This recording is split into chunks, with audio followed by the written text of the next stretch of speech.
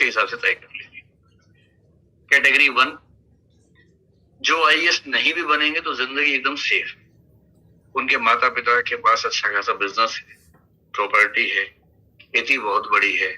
इतनी खेती है कि आप खेती करके भी जिंदगी बढ़िया गुजार सकते हैं, उसी में नए प्रयोग ऑर्गेनिक फार्मिंग के कर सकते हैं। या आपके पेरेंट्स ने कुछ ऐसी पूंजी संचित कर रखी है कि आप कम से कम जिंदगी अपनी गुजार सकते हैं उसी पे। अगर आप ऐसे चुनिंदा सौभाग्यशाली व्यक्तियों में से हैं कि आप आईएएस शौक के लिए बन रहे हैं, आपको जरूरत नहीं है, मजबूरी नहीं है, ऐसे कुछ आईएएस को मैं जानता हूं कि जो मतलब बहुत अमीर परिवारों से हैं, आईएएस बने शौक के लिए, वेतन जितना उनको सरकार देती है उससे ज्यादा उनका दैनिक जेब खर्ची पेरेंट्स से मिल जाती थी, दैनिक रूप से, मैं महीने की बात नहीं कर रहा। तो उनके लिए सेकंड ऑप्शन क्यों रखना चाहिए? आईएएस की ट्राई कर रहे हैं, नहीं बन पाएंगे तो फैक्ट्री, दुकानें, वो सब तो है ही, उसमें क्या दिक्कत? तो सरल भाषा में, यदि आपके पास कोई ऐसा ऑप्शन रेडीमेड है कि बापूजी ने या मम्मी जी ने कहा है कि बेटा या बेटी तैयारी कर, नहीं तो हमारे पास इतना है भगवान का दिया हुआ कि जिंदगी पर दिक्कत नहीं आएगी, तो बैकअप की जरूरत नहीं है, सीधे आईएएस का एग्जाम भरिए, तैयारी कीजिए एकदम पूरी ताकत से, तो नहीं होगा तो नहीं होगा। सेकंड, अगर आप एक्सीलेंट कैटेगरी के व्यक्ति हैं, पढ़ने में शानदार है, बचपन में थे नहीं थे, अभी पढ़ने में शानदार है, ग्रेजुएशन में या +2 में आप पढ़ रहे हैं, आप हर विषय में आपके अच्छे नंबर आते हैं, आप टॉपर हैं हर विषय में, और न केवल पढ़ने में, समझने में, मैथ्स में भी अच्छे हैं, लिटरेचर में भी अच्छे हैं, आंसर लिखते तो परीक्षक फोटोकॉपी करवा लेते, इतना अच्छा आंसर फिर मिले ना मिले कभी, ऐसा लिखते हैं, हर जगह तारीफ होती है, मंच पे जाते हैं बढ़िया बोलते हैं, डिबेटर भी अच्छे हैं, मोनो एक्टिंग भी कर लेते हैं, मतलब धांसू टाइप के इंसान है अगर आप, हर जगह बढ़िया है। भाषा भी आपकी दोनों ठीक है, मतलब एक भाषा तो बहुत अच्छी है, दूसरी भी ठीक ठाक है, तो मेरा ख्याल है कि आप बिना बैकअप के भी काम चला सकते हैं। मैं क्यों ये कह रहा हूं? आप आईएएस की तैयारी जम के करेंगे तो मेरा ख्याल है 1 नहीं 2 अटेम्प्ट में, 3 अटेम्प्ट में आईएएस आईपीएस कुछ ना कुछ हो ही जाएंगे।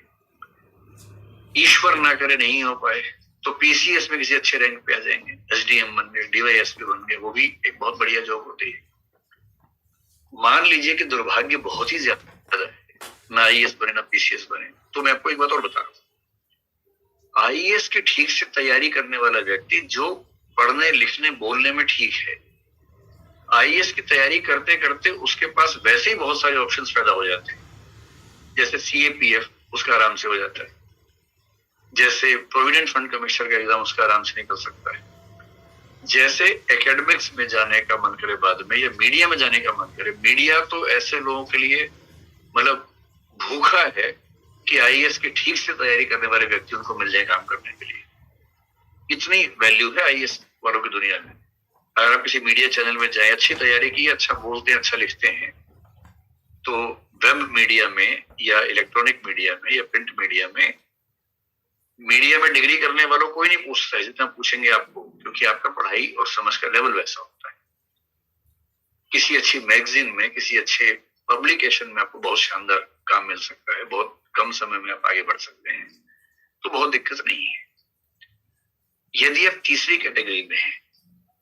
कि न तो आपके पास पुश्तैनी कुछ ऐसा साधन पहले से है, पेरेंट्स नौकरी करते हैं, रिटायर हो जाएंगे तो उसके बाद दिक्कत आने वाली है,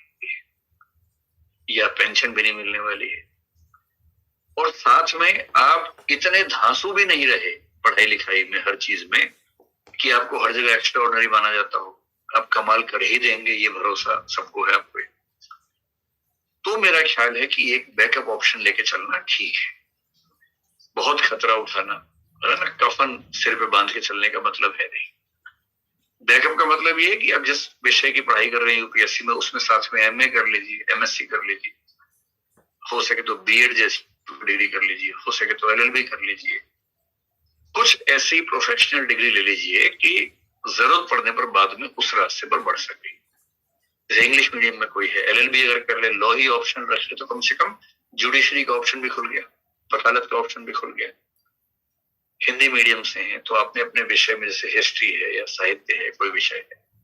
एमए कर लिया, कम से कम आपके पास उसमें एकेडमिक्स में जाने का ऑप्शन हो गया। यूजीसी का एग्जाम दे दिया, कम से कम फेलोशिप का ऑप्शन हो गया। तो कम से कम ये ना हो कि जिंदगी एक डिसेंट स्टैंडर्ड ऑफ लाइफ के साथ जीने का ऑप्शन ना बचे, ये दिक्कत ना है। तो मेरा ख्याल है कि बैकअप ऑप्शन ऐसे लोगों को जरूर रखना चाहिए। जैसे मैं खुद इसी कैटेगरी में था तो मैंने बैकअप ऑप्शन रखा हुआ था, क्योंकि मुझे पता था कि अगर आईएएस में नहीं हुआ तो कुछ ना कुछ तो होना ही चाहिए। तो मैंने डीयू से एमए किया, एमफिल किया, पीएचडी किया, कुछ समय वहां लेक्चरर रहा भी, मतलब असिस्टेंट प्रोफेसर रहा भी। तो एक बैकअप ऑप्शन रहने से कॉन्फिडेंस रहता है कि हम किसी भी संकट में कम से कम अपने आप को और अपने परिवार को संभाल लेंगे, ये भरोसा रहना बहुत जरूरी है। वरना आधी ऊर्जा तो इस तनाव में निकल जाती है कि नहीं हुआ तो क्या होगा।